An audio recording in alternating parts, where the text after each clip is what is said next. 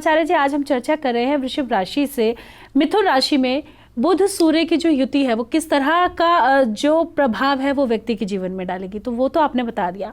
लेकिन अगर बात करें कि किस तरह के योग बनेंगे, कौन कौन से योग बनेंगे, तो चाहूंगी इसके बारे में भी आप बताएं। देखिए, बहुत बढ़िया आपने क्वेश्चन किया कि जैसे कि मिथुन राशि में अभी जैसे सूर्य की भी उपस्थिति है, हमारे भास्कर महाराज की भी जो है उपस्थिति है, और साथ में बुध की उपस्थिति हो गई इसमें जो राशि परिवर्तन किया। इसमें एक चीज़ तो सबसे बड़ा तय है कि आदित्य राजयोग का निर्माण करेगा। अब आदित्य राजयोग क्या है? नेम फेम यश की प्राप्ति करना। भाई नेम फेम कब होगा? दो तीन चीज़ें होती हैं नेम फेम के लिए। या तो आप अच्छे फाइनेंसर हैं, अच्छा पैसा कमा रहे हैं, खूब पैसा है, खूब तरक्की कर रहे हैं, तब नेम फेम होगा। या आप किसी पावर में आ गए हैं, तब नेम फेम होगा आपका। तो आदित्य राजयोग का मतलब है कि जिस इंसान को 5000 व्यक्ति से ज्यादा जानते हों उसे आदित्य राजयोग कहते हैं।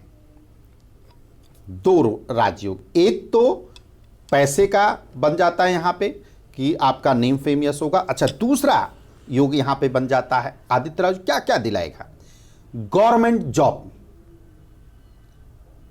सूर्य कौन है? राजा है, ग्रहों का राजा सूर्य है, और सूर्य के साथ में कौन है? बुध, जो कि पुत्र भी है। पिता पुत्र एक साथ बैठे हैं, क्या बनाएंगे? दोनों एक साथ मजबूत हैं, अच्छी स्थिति में है। जहां पे देखेंगे वहां पे भी काम को करेंगे। अगर सामने जगह पर देख रहे हैं कि गलत है तो वहां को उसको भी ऊपर उठाने का प्रयास करेंगे। इसलिए दो राशि वालों के लिए, मिथुन और धनु राशि वालों के लिए, अगर आप शिक्षा के क्षेत्र में हैं, अच्छा करेगा। आप गवर्नमेंट जॉब के लिए तैयारी कर रहे हैं, अच्छा करेगा। आप मेडिकल की तैयारी कर रहे हैं, परीक्षा भी आपका नजदीक है, और आप इन दो राशि के हैं, तो मैं लिख के आपको दे सकता हूं कि यह सफलता आपकी कदम चूमने वाली है और आपको बहुत अच्छा लाभ प्राप्त होता हुआ दिख रहा है।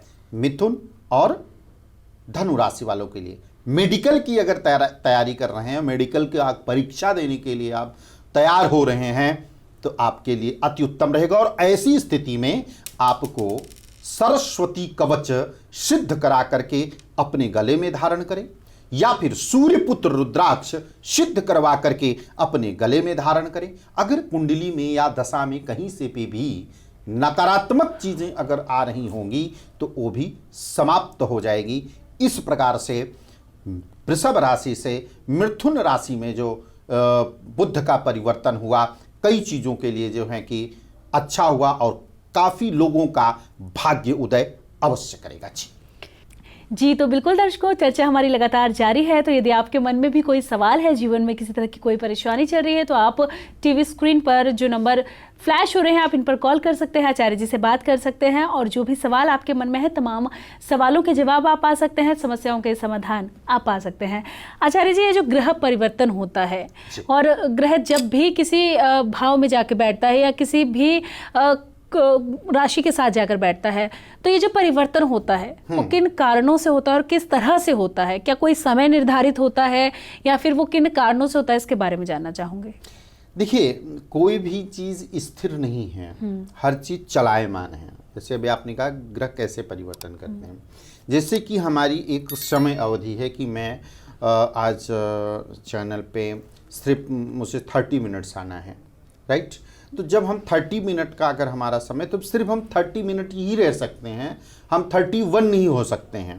तो जैसे हमारा 30 कंप्लीट होगा, हमको जो है कि यहाँ से प्लान करना पड़ेगा। तो उसी प्रकार से हर ग्रह का एक समय है, एक समय अवधि है कि आज जैसे कि बुध की अगर हम ले लेते हैं, तो बुध जैसे वृषभ राशि में था, अपना टाइम को पूरा किया, और वो अगले भाव में जो है कि अगली राशि में जो है कि जाकर के बैठा, जो कि मिथुन राशि है।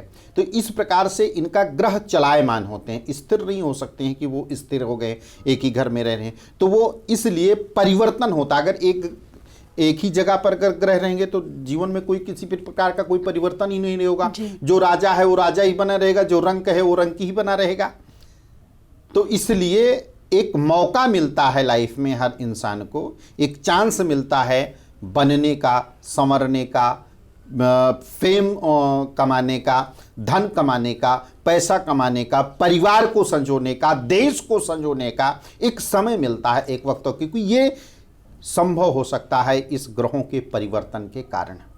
तो इस प्रकार से इनका परिवर्तन होता है, इनके नाना प्रकार के अलग अलग फल स्वरूप जो है कि ये हमारे जीवन में इनका फल की प्राप्ति होती है। शुभ भी होता है और अशुभ भी होता है। इसलिए ज्योतिष साइंस ये कहता है कि अगर आपको 10% अगर आप बिलीव करिए, मैं नहीं कह रहा हूँ कि, क्योंकि ज्योतिष एक अथाह सागर है, जितना आप इसके अंदर घुसेंगे उतना ही ज़्यादा चीज़ें जो हैं कि आपको गहराई होता जाएगा। तो अतः हमारी आवश्यकता सिर्फ थोड़ी सी है, तो हमको उतना नॉलेज चाहिए कि हमारी दशा क्या चल रही है, हमारा वर्षफल कैसा है, हमें टाइम के अकॉर्डिंग कैसा जो है कि आगे अपने समय को चलना चाहिए, अपना नेचर मुझको कैसे करना चाहिए, ये सारी संकेत जो हैं कि आपको जन्म कुंडली देते हैं। इसके आधार पर चलेंगे तो कभी भी आपको असफलता नहीं प्राप्त होगा।